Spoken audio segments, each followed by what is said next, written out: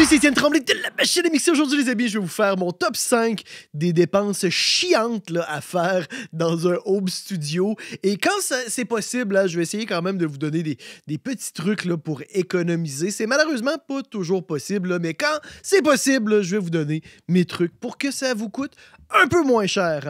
Hein. La première chose, mon numéro 1, c'est très certainement le mobilier. Le maudit mobilier là, de studio, là, ça coûte tellement cher. Là. Moi, aujourd'hui, justement, je suis allé chercher un rack mount Argosy, un genre de double rack mount là, pour avoir plus de place parce que j'ai du matériel qui n'est pas rack mounté. Et, je veux dire, c'est l'équivalent d'un meuble Ikea, de pas d'une grande qualité, là, mais qu'on paye comme 4 fois le prix. Et Dieu sait que j'ai magasiné. Malheureusement, pour ça, j'ai pas beaucoup de solutions à vous donner pour économiser. Parce qu'à un moment donné, lorsqu'on a du rack mount, faut les mettre dans un rack. On peut pas juste les empiler sur une table. De un, souvent, on a besoin de les espacer, de ventiler. Moi, de deux, j'ai un petit chat qui aime ça se promener dans les câbles. Fait que j'ai besoin de protéger les câbles pour préserver mes connexions. Puis, quand on les empile, c'est pas super sécuritaire. Fait que, bref, ça nous prend des meubles. Puis ça coûte cher. Là. Surtout des marques comme Argosy. Moi, justement, c'est un meuble Argosy que j'ai acheté. J'ai regardé d'autres options dans d'autres marques. Toutes les options sont chères. Puis certaines options n'ont pas la possibilité de cacher les câbles. Fait que là, à un moment donné, c'est un peu inutile. Puis les options sur mesure, j'ai trouvé une compagnie canadienne qui faisait ça sur mesure. Puis ben, le temps de fabrication et de livraison est de 1 mois et demi environ. J'ai malheureusement pas le temps d'attendre. Fait que ça, c'est vraiment une dépense chiante. Si vous avez besoin d'acheter ce genre de choses-là, achetez-les, puis that's it. Ou essayez de trouver usagé. Il y a toujours, évidemment, dans toutes ces dépenses-là dont je vais vous parler aujourd'hui, il y a toujours l'option d'y aller dans l'usager. Quand c'est possible, moi, je le fais là, avec grand plaisir.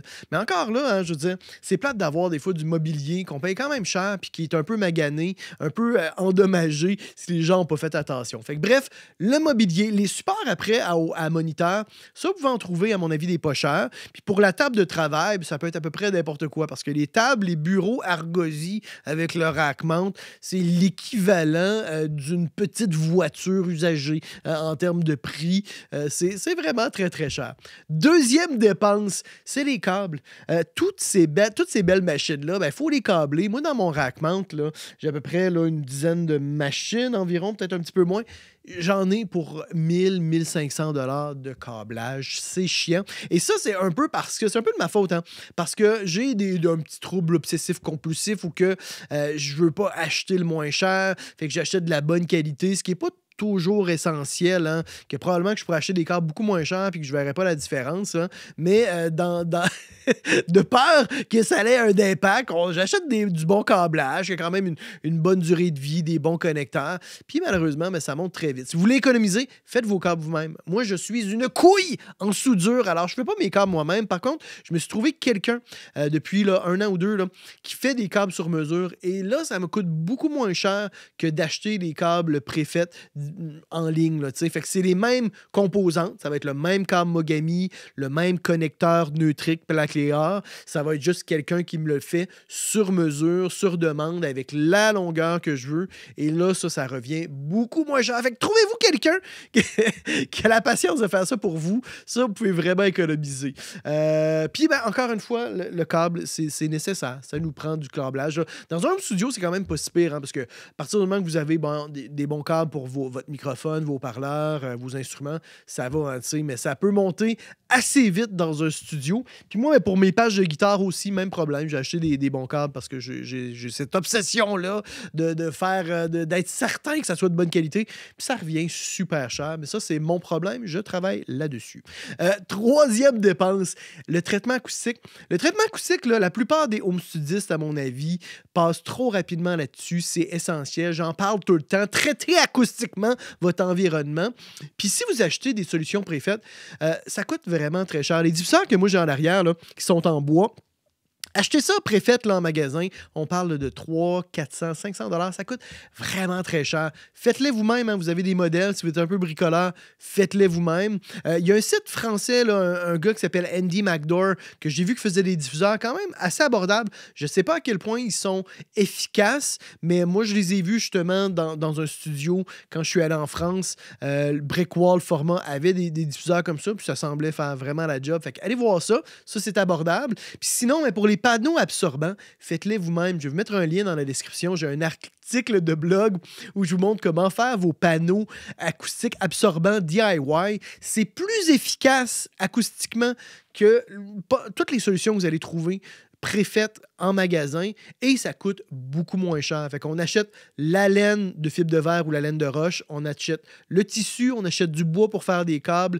puis ça nous prend un petit après-midi d'assemblage. C'est d'une grande simplicité. Moi, je suis pas du tout manuel et j'ai fait comme tous mes panneaux. Et ça, une fois que c'est fait, ça vous suit. Hein? On les installe sur les murs. Si vous déménagez, on les enlève, puis on amène notre traitement acoustique. Moi, j'ai des panneaux. Mes bass traps, ça doit faire 20 ans que je les ai. Puis je veux dire, c'est pas comme si, à un moment donné, ça fonctionnait plus. Non, non, ils sont encore bons, puis ils vont être bons encore pour 20 ans encore, je l'espère. Là. Quatrième dépense, quand moi je suis revenu à mon compte, il y a une dizaine d'années, c'était la pièce d'équipement dans mon home studio qui valait le plus cher. Et c'était ma chaise.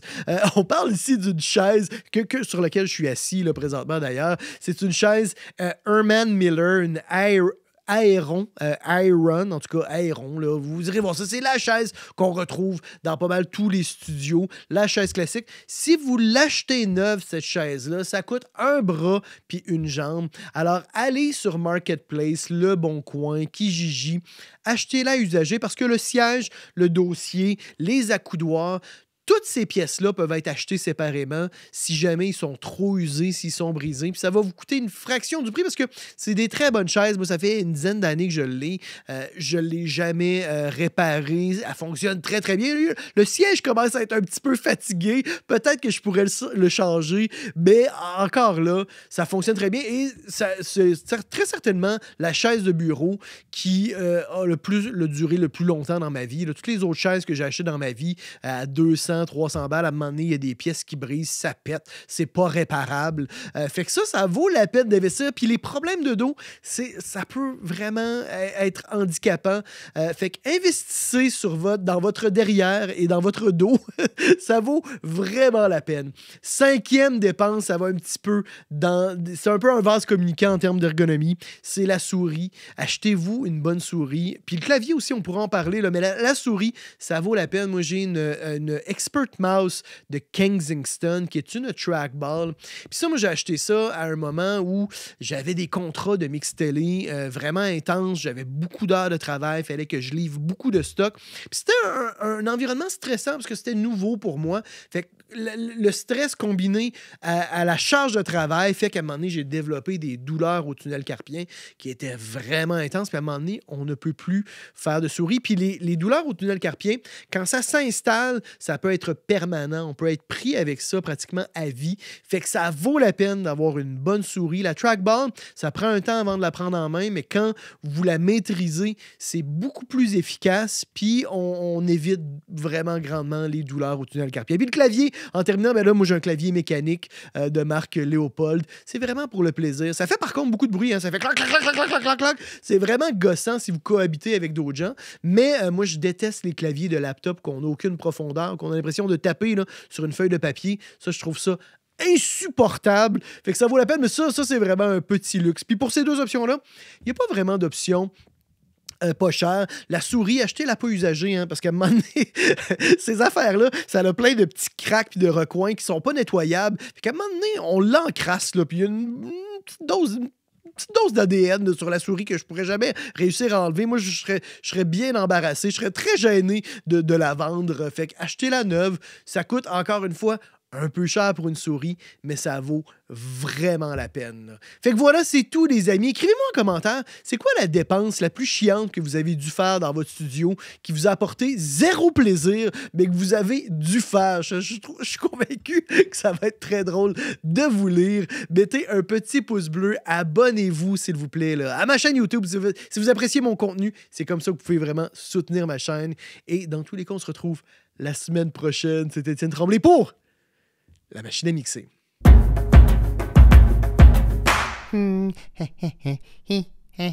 Abonne-toi. N'aie pas peur. Allez, clique. Abonne-toi.